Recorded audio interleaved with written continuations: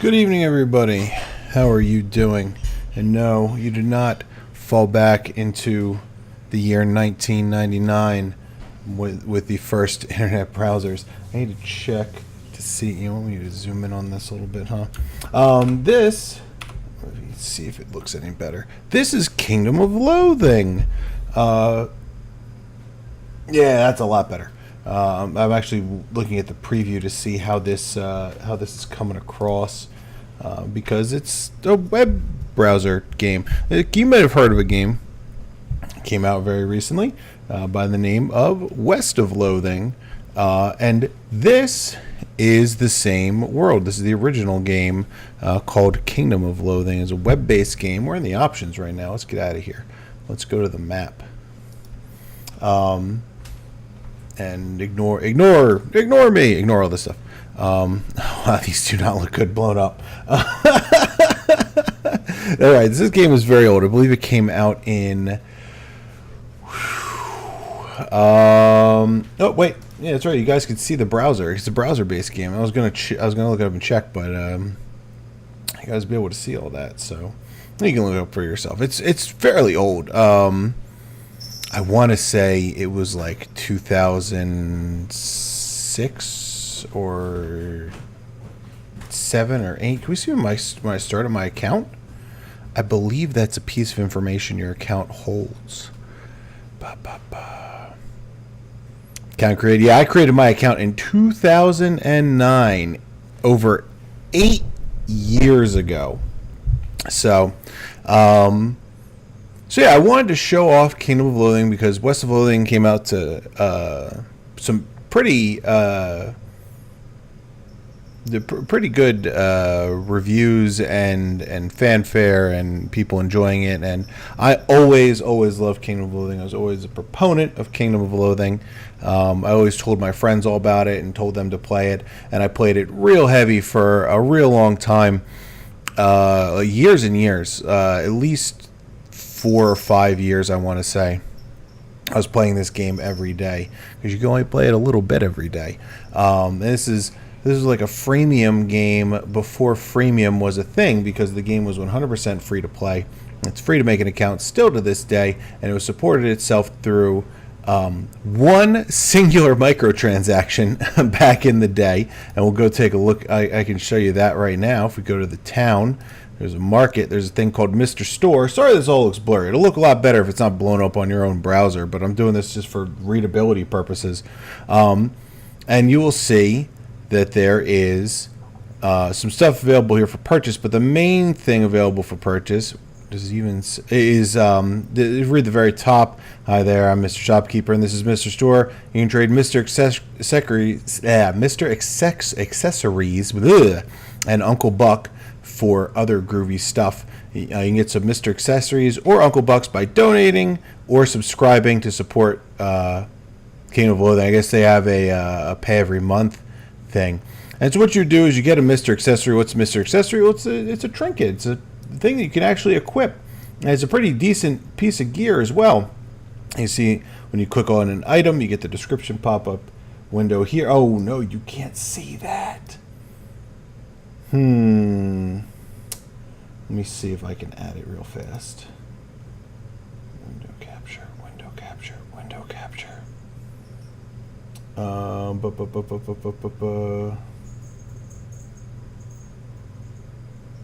You know what? Let's do it this way. Display capture. Yeah, that's what I want. And we will hide this. And nope, I don't want to hide the webcam. I'm going to move this down. Hey, we did it. Okay, so now we're just capturing everything I'm displaying on the screen so you guys can see stuff. So yeah, this is, I'll show you again since you didn't say it was magic to you. Yeah, this window pops up, tells you what the item does. And then you can trade these items for what is known as the item of the month. You see August item of the month, West of Loathing promo item, unlocks Horsey in Seaside Town and grants a Steam DLC key for West of Loathing.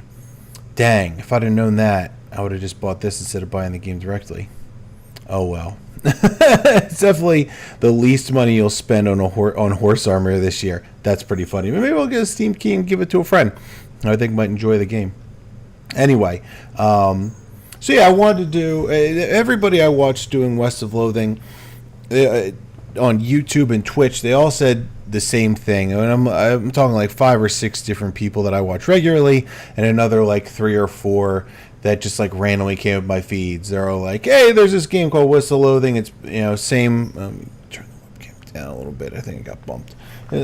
Game called West of Loathing. It's based on this world, on this game called Kingdom of Loathing. I don't know anything about Kingdom of Loathing, but this game looks cool. So I happen to know a lot about Kingdom of Loathing, or I did years and years ago. I'm sure some things have changed, but I'm also sure things have stayed. A lot of things have stayed the same. So I'm going to give you a basic overview of Kingdom of Loathing, and then we're going to play some West of Loathing, which we can appreciate more with the knowledge we've gained from Kingdom of Loathing. So there are 6 character classes in this game. I can't really show them all to you very effectively. I know this all looks very overwhelming. Believe me, it eases you in very much at the start. Because when you start out with this map, you basically just have the town and I think the mountains, and that's it. Like that, and all you discover all this other stuff as you play. There are 6 classes. You see the stats here are the same as the stats from West of Loathing, or you will see if you haven't seen West of Loathing. Muscle, Mysticality, and Moxie. Obviously, Strength, Magic, and Dexterity are kind of what they are. If we're talking D&D terms, or Strength, Intelligence, Dexterity. And there's 2 classes that are centered off of each stat. The 2 muscle classes are Seal Clubber and Turtle Tamer. The 2 Mysticality classes, of which I am one right now, is Sorcerer and Pastamancer. And then the 2 Moxie classes are the Accordion Thief and the Disco Bandit. So the way the game works, it's pretty much a traditional style RPG, turn-based, but not like you think, but also like you think. So when you create a new character, like I said, you're dumped into the map here, and you're given some instructions. You can come to the mountain, and there used to be... No, I don't think it's here anymore. Maybe it's on Mount Noob. Yeah, there it is. The Toot Oriole. It's a bird. He's an Oriole named Toot, and he gives you the rundown. He helps you out, and he teaches you how to play the game. And you go to the Noob Cave and the Dire Warren, and you get your first quest here, and then you get sent to the town, the seaside town. Here it is, lovely by the sea, with the Council of Loathing, who has all kinds of quests for you. Do they say that every time? Yeah, they do. And you start off at level 1. You can see I'm currently level 24. And basically the way the game works is there is a series of quests, 1 through 13, that are story-based. You get little side quests here and there, and there's other fun things to find. But to get through the main story, you just get a quest every level from level 1, 2, 3, 4, 5, all the way up to level 13. And the quest on level 13 is to enter the lair of the naughty sorceress and defeat her. Yay! And the way you do that is by solving puzzles. Some puzzles, some combat, all kinds of stuff. But the neat mechanics of the game are, of course, first we go to our inventory. There's equipment. There's a whole bunch of equipment. My inventory, by the way, there's unlimited inventory. You can just keep accumulating items. There's no like, oh, you can't carry this. So over playing this game a whole bunch, you tend to acquire a lot of things if you don't clean them out. For example, I have 452 hollandaise helmets. Holidays? It was hollandaise. I have 3 ass hats, which is a butt-shaped hat to go on your head. Tycho, come on, buddy. It's streaming time. Thank you. So yeah. So this is it's just going to go on and on and on. Here's some things to... things we might encounter in West of Loathing. I saw something El Vibrato. There it is, El Vibrato helmet, and all sorts like the gear. The names on the gear are sometimes hilarious. Let's see if there's anything. Mark V steam hat. Look at that item. Makeshift turban. It's just a towel. You actually make it out of towels. And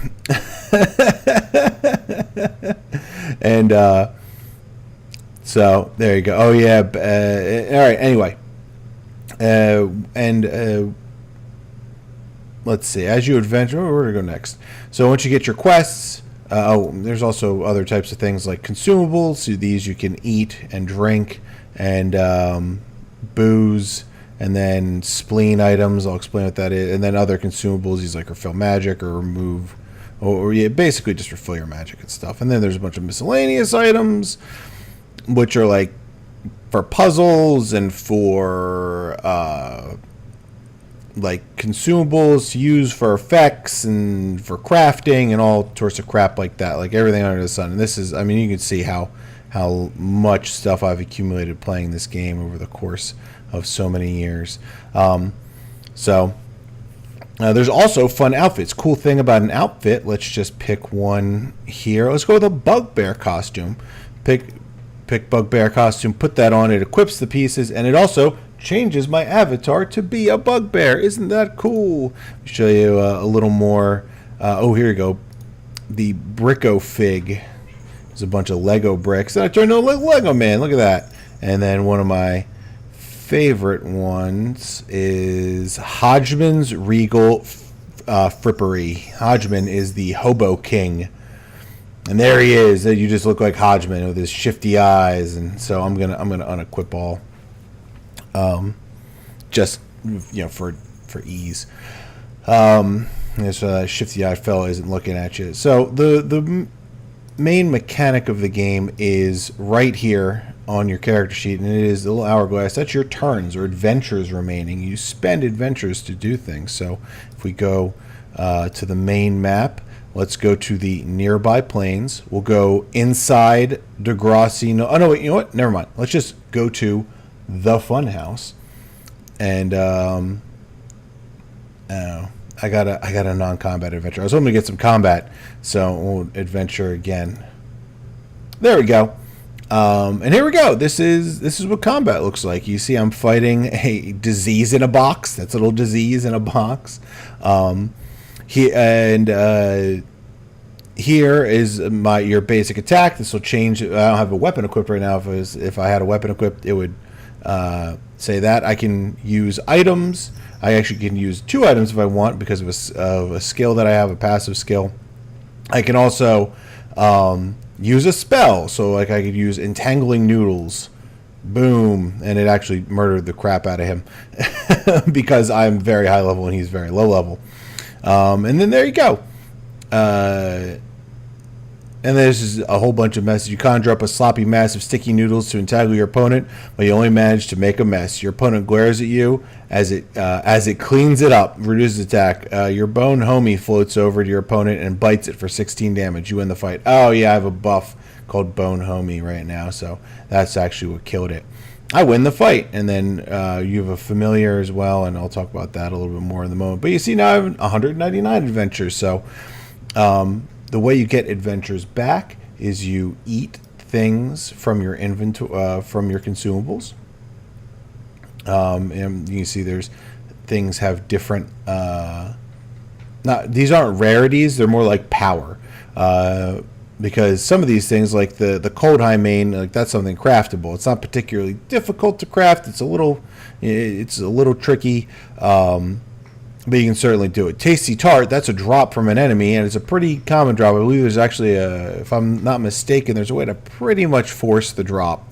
But it's so it's pretty common, but it's very strong, and you have to do some work to get it if you want it in your run. And then you have like also good and then decent, which is just like the crap stuff that drops like willy-nilly all over the place. So these here, some we have a lot of goat cheese pizza. Let's just eat 1 goat cheese pizza. Bam! I gained 4 adventures. And there I go. I'm up to 203, and I gained some smarm and 3 fullness. So smarm is stats for a substat for my moxie there, and you can see. Don't I have the fullness meter displayed?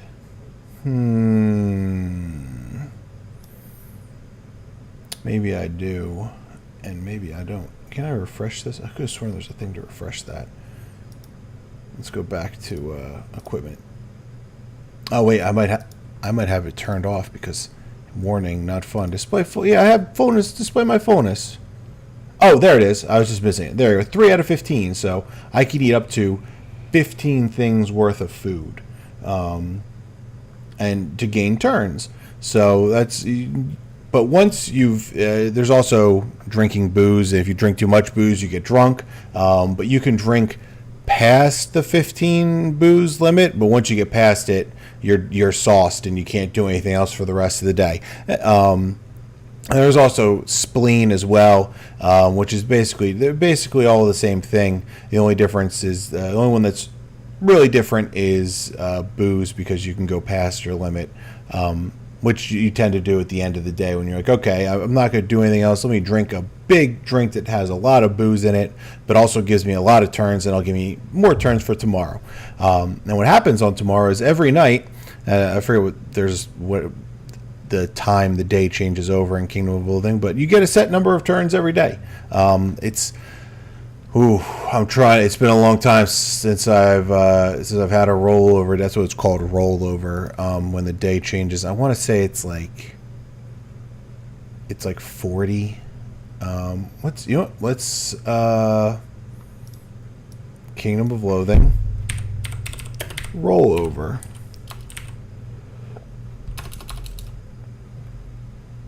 I don't want to do time. Let's just do rollover. It's going to be in the. There it is. KO Wiki is a great resource if you're looking to play KO, which I highly suggest you do because it's a lot of fun with a lot of great writing. I suggest you use the wiki for assistance. Try to figure out what you can on your own, but if you get stuck, don't bang your head against the wall. Just get let's go to the wiki. Let's see, any character. Let's see. Characters given extra advantages based on campground furnishings, campground certain equipment oversee maximizing over. Let's see. This probably gives you the base. It's a great source for like what you call it, maximizing things and stuff like that. Maybe I want to say it's 40 adventures. I really want to say that it's 40 adventures every day. But yeah, you can have equipment that increases how many adventures you get every day, and at rollover, people call it like night cap. I forget all the what you call it, all the tropes and things like that. But yeah, this is basically the game. It's a lot of fun, and when you get to the loop beyond the individual running of the quests and things like that, once you defeat the naughty sorceress in her lair, will go to her lair. You see there's a tear in space-time. What you can do is go through that tear and do what's called ascend. And when you ascend, you basically start back over, but you get to change your class. You get to pick some other options as well, to give you a little bit of boost out of the gate, and to maybe increase the challenge or decrease the challenge a little bit. There's some options, like for example, there's soft core. Which is it, on the right side of the tracks or the wrong side of the tracks? Hank's. Why is Hank's storage crushed? Oh yeah, from that event that happened a long time ago. So there's this guy Hank. All gnomes have G's before their N's, but they're silent. This is Hank, and he stores all your stuff after you ascend, and you can ascend what's called softcore, where you get to pull 20 items out of your storage to use in the run, which can be a big advantage because you can get some things that'll help you for quests or gear that makes you really strong. Or you can go hardcore mode, where Hank doesn't give you anything out of your storage, and you're on your own from the start. You only get a select small amount of stuff that's been approved for hardcore use. And one of those things that you get for every run, regardless whether it's hardcore or softcore, is your familiar. You get a whole bunch of familiars. They help you out in combat. I have a whole bunch here. And you get to give them custom names. I love custom naming all of my all my familiars here. And anyone that's moving was probably an item of the month. But there's there's some that everybody get. Like there's one for each class. Like the hovering sombrero is for the accordion thieves, you get it from that. There's a leprechaun that everybody gets, like one of your first familiars. Your very first familiar, everybody's very first familiar, is a mosquito. I can find him.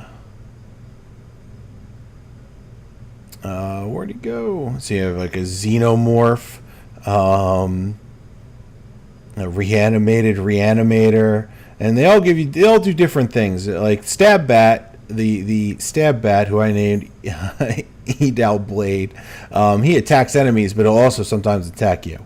There is Ivy, the mosquito, because it's an IV. He drains blood. This mosquito drains blood from your enemies and heals you for it. So very nice, first familiar. But when you learn more about the game, it's not as helpful as other things. And then there's like a chocolate chocobo. He does a cocobo.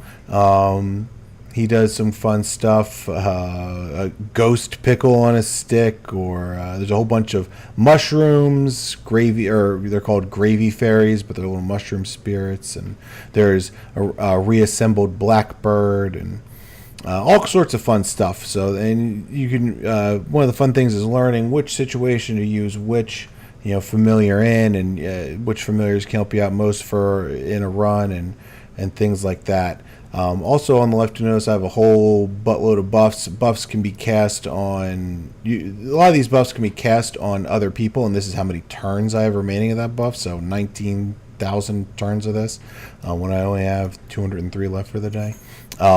So yeah, there are buff bots. Buff bots, by the way, are completely supported by the creator of the game. He's like, that's fine. A lot of things that fans have made for this game to enhance this game, he has been a-okay with, including if you may or may not recall, when I saw or when I said why I stopped playing this game, it was because there was a third-party application I used to use called KOL Mafia that I used to play this game mostly at work and like downtime and on breaks and during lunch and things like that. And I couldn't get KO Mafia working at my new job, so I was like, meh. And you don't need KO Mafia by any stretch. It was just very convenient, and I kind of got used to using it. But I would, it's just starting just playing the base game. And so you'll see if we I think the best way to like give examples of the writing and things like that is to, just look at some items. And you'll see this come across in West of Loathing as well. So there was a piece of clown gear. I want to say it was it a shirt? Yeah, it is. Clown skin harness. Here we go. This is a collection of clown skin straps and buckles which crisscross your torso and cover the nipples but still give off a really creepy bondage vibe sort of way. It's also the single most horrible garment in the entire game, and it gives you some spooky and sleazy damage because it's terrifying and sexy. Sleazy is kind of like the sexy damage, but like the creepy sexy, not the fun sexy. There's 5 damage types in the game. Fire, pretty clear.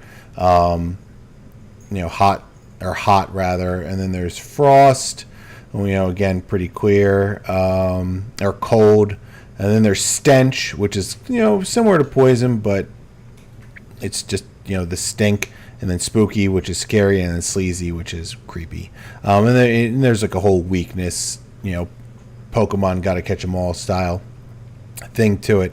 Let's pick another. It's kind of like item at random here that could be kind of a good. Here we go. 7-foot dwarven mattock. Yeah, there's 7-foot dwarves in the game. This is a 7-foot dwarven mattock. It used to be. It's used to mine. It's used to mine things by the miners in the mines. The dwarves are 7 feet tall, not the mattock. In case you were confused, 7-foot dwarven mattock. Or if we go, the weapons have some good descriptions as well. There we go. A stinking bindle. This is a foul-smelling handkerchief wrapped around some foul-smelling contents, then tied on the end of a stick. Just a bindle from fighting hobos. But yeah, this game's a lot of fun. Oh, here we go. Double barrel sling. hippie chicks is you get this from an island where hippies and frat boys are fighting. Frat orcs and hippies are fighting, so you kind of instigate a war between them, and then decide who's going to win that war. And when you fight hippies, this is one of the things that you can get. Hippie chicks don't like to wear brassieres, and they interfere with their ability to grow really prodigious manes of armpit hair. But they always have brassieres lying around from before they went to college and decided to become hippie chicks. So they got to do something with them, right? It's a ranged weapon because they use it as a sling. Here you go, coily, a little a slinky there. So yeah, Kingdom of Loathing is a great game. It's a lot of fun. It has a ton of replayability because there's so many skills. If we go and look at my skills page here, I mean, you can look at all these skills. A lot of these skills are for the class I have right now, but some of them clearly are not. Like disco aerobics. I mean, I just told you there's a class called the Disco Bandit. So, I mean, obviously, that's from him. Soul Funk, same thing. What's another? Rage of the Reindeer, Patience of the Tortoise. This is Seal Clubber and Turtle Tamer skills. And when you start to compile these skills together for use in runs, especially when you have like a bunch of passive skills, like disco napping is much more effective. What's another great? Oh, here, just any. Let you equip chef staves, which is great because only chef staves are really powerful items for magic users, but only postamancers can use them. So if you're playing as a sorcerer in a normal run, you can't use it. But once you permanently learn this skill, it unlocks a whole new world for you. And then noodle crafting lets you summon noodles to cook food. Cooking food lets you have more adventures in the day, and you can get better and better. You can get through. You can complete the story missions faster and faster in less and less days, and that way you can get more and more skills. There's another one. Is torso awareness? That's still a skill? I don't see it. I could have sworn there was a skill called... normally you don't... if we go to our inventory, normally you don't... you're not aware of your torso. You need to... so yeah, you have shirts. You can't equip them because you don't know what your torso is. So, let me... can we do your previous outfit? Oh, no, it's just going to dress me up in, like, the Hodgman's stuff. Yeah, Bricko and Hodgman, and you get up to 3 accessories and stuff like that. So that's my pretty long but brief rundown of Kingdom of Loathing, and it's a ton of fun. Oh yeah, here you go. Here you can see all the skills that I have. There it is, torso awareness. Bam! I knew it was a skill. Here is a list of skills that I have unlocked. HP means that it's hardcore permanent. I can access it in hardcore as well as softcore runs. And P is just regular. I can only access it in softcore, not hardcore runs. So, and then these are skills that I have not permed at all because they're for my class. Let me get this out of here. So I have it just sitting around forever. So yeah, it's a lot of fun. I gotta get back into playing it. I wonder if can I look and see how many ascensions I've done. I could have sworn that's something you could look at on your account. Yeah, there's ascensions 52. Boom! You can see all the classes that you played, whether or not it was hardcore or not. This is a set of runs called Bad Moon. It's for a specific set of gear. What is that gear called? Is it over to the wiki. Let's go. I was just looking up the classes. Here's what the classes look like, by the way. Seal Clover, Turtle Tamer, Postamancer, Sorcerer, Disco Bandit, and that Accordion Thief. And there's other classes as well that are specific to runs. That's another great thing about the runs. There's all these variations you can do. And to give yourself different challenges, and there's reasons to do it. You get gear and rewards of various things. Let's see. I'm just looking for the gear. Nope, those are all a bunch of specific adventures. There it is. Brimstone. Brimstone's the set of gear. I knew it started with a B. Blasphemous Bedazzlements? Is that it? Yeah, there it is. And you get all brimstoned out. So the brimstone gear is like a lot of give and take, where it has big pluses and big minuses. So it's like plus 50% moxie, minus 20% muscle, and things like that. But that set of gear was, I'm not gonna lie, it was a lot of hard work to get. You can see how many. And one of the cool thing about looking at your ascensions, boom, is that oh wow, you can see. I played this game for a very long time before I ascended the first time. Look at that, almost a year was before I did the first ascension. But you can see this took 13 days, 15, 16, 14. I had some really nice 4-day hardcore runs for this specific path. These indicate like different challenge runs and things like that, or no, these indicate that if it was a challenge run of any type, which some of them are. But yeah, that was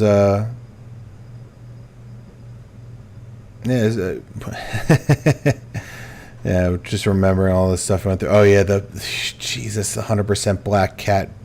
There's a reason to do this. I don't remember what that reason is anymore, but it's to do a Bad Moon run with the Black Cat familiar for 100% of the run, and you have to do something very specific. You'll dig into that if you really want to find that stuff. But yeah, that's Kingdom of Loathing. This is where West of Loathing, the same world where West of Loathing takes place. We'll go back to the main map here.